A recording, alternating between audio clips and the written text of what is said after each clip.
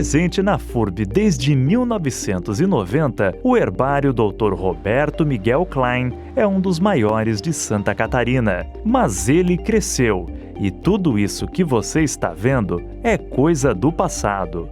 Em 2023, a FURB foi contemplada por um edital da FAPESC, Fundação de Amparo à Pesquisa e Inovação do Estado de Santa Catarina, que viabilizou melhorias no herbário da universidade. E foi a partir de março deste ano que as obras começaram.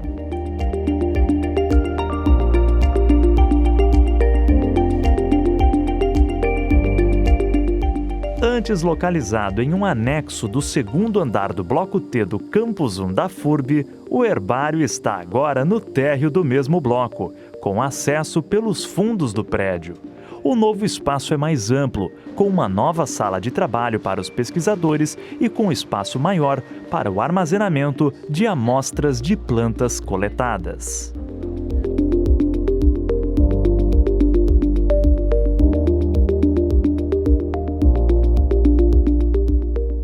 Aqui, no herbário a gente tem a nossa coleção de plantas secas da FURB.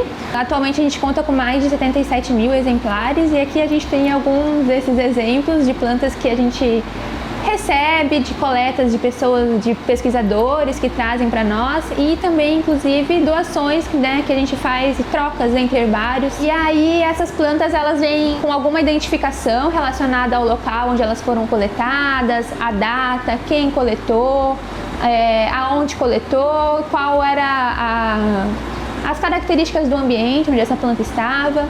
Se a pessoa já sabe identificar, essa planta já vem identificada, se não, elas ficam aqui até algum especialista também dar algum nome para essa planta, Porém, muito antes das amostras serem colocadas nos arquivos, há um longo processo de secagem e de preparo, principalmente quando as plantas chegam ao laboratório de botânica, para que elas mantenham suas características originais quando forem dessecadas. Então a gente inicia o processo fazendo um sanduíche. No primeiro momento a gente começa com a treliça, ela pode ser esse material treliçado ou pode ser uma chapa plana também. A gente continua com um papelão e a gente coloca o jornal. Por que o jornal? O jornal é um papel absorvente, então vai ajudar bastante no processo de secagem a retirar a umidade do material. E a gente também pode estar utilizando retalhos de tecido, principalmente de algodão, que eles também auxiliam a retirada da umidade e também ajudam na preservação da cor, porque no processo de secagem o vegetal ele tende a se tornar pardo, da coloração parda. A gente também vai dispor as folhas de forma que pelo menos uma delas mostre o seu verso, porque a gente tem estruturas diferentes na superfície superior e inferior da folha, e a gente vai dispor ela que ela fique da melhor forma plana aqui dentro, e a gente vai cobrir também com o paninho de retalho a parte da estrutura da flor. Se a gente tiver alguma estrutura que caia nesse processo, quando a gente aperta, cai um frutinho, cai algum detalhe, a gente pode estar colocando dentro de um saquinho de pipoca e anexando aqui dentro, para que o material fique com todas as informações e as estruturas juntos. Então a gente vai estar fechando esse jornal e terminando o sanduíche. Novamente com papelão, depois a treliça de madeira. Veja, o material que era aberto, agora ele já está numa forma plana. E aí a gente vai fazer uma amarração aqui bem rápida, para que esse material mantenha essa compressão durante o processo de secagem. Então logo após a montagem da treliça, a gente vai colocar aqui uma etiqueta identificando qual o material, a data, e ele vai para a estufa de secagem. Aqui dentro, então, como eu falei, ele vai ficar 2 a 3 dias, dependendo do material, a uma temperatura de 70 graus. E a gente vai revisando esse material todos os dias, porque às vezes ele pode, dependendo da umidade, dar um pouco de bolor, enfim, a gente precisa abrir esse material, trocar o jornal, passar um pouco de álcool, para que essa secagem também não danifique o material se tiver um excesso de umidade acumulada. Após a secagem das amostras, elas são novamente conferidas e os seus dados são inseridos em um sistema informatizado. Em seguida, há a impressão das etiquetas, que irão ordenar a sua catalogação. e a etapa de colagem das amostras em uma folha A3 envolvida em uma proteção plástica. É só depois disso que entra a fase de fotografia e congelamento da amostra, num processo que pode durar ao todo aproximadamente 2 semanas.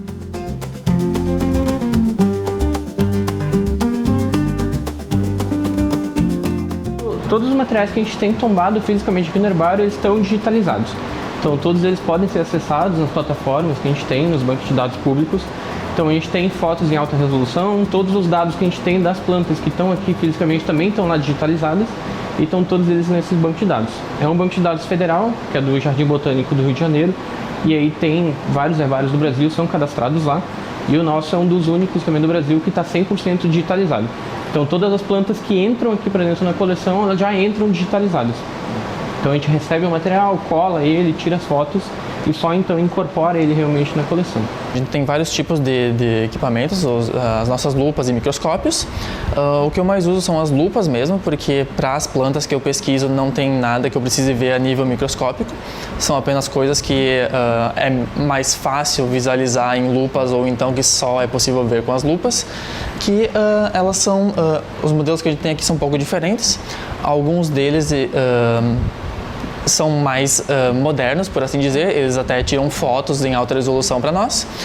E é basicamente essa questão de ver as características que a gente não consegue ver normalmente e de fazer esse registro.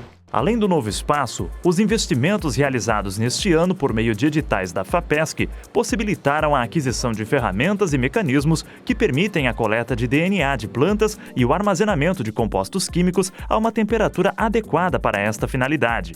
Outra grande novidade do herbário são os arquivos deslizantes, confeccionados sob medida, permitindo otimizar o espaço reservado à coleção. O edital 12 de 2023 da FAPESC nos possibilitou essa mudança, né?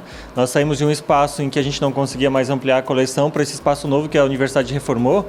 E esses arquivos deslizantes nos permitiram incluir mais ou menos 1/3 ou 1/4 da coleção que a gente tinha.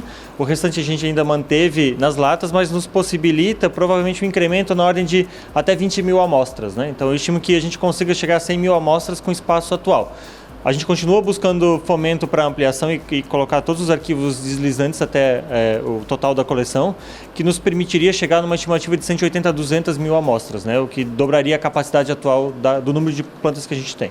Estes novos arquivos deslizantes possuem isolamento de borracha e estão em um local de acesso restrito, até mesmo para evitar a contaminação por fungos ou insetos. Segundo o professor responsável, é fundamental garantir para as próximas gerações de pesquisadores o acesso às amostras disponíveis no herbário da FURB, como no caso da pesquisa do Gabriel, vinculada ao projeto Floresta SC do Inventário Florístico Florestal Catarinense, que analisa os impactos da ação do homem e das mudanças climáticas na flora de Santa Catarina, fazendo projeções futuras. O herbário, principalmente, é muito importante para esse tipo de estudo por conta da sua parte histórica, né? Porque se eu acabo fazendo por mim, eu sozinho essa pesquisa, eu só tenho um recorte de 2 anos da minha dissertação. Enquanto que eu tendo uma estrutura do herbário, então até do Floresta SC, eu tenho décadas de estudos ali juntos de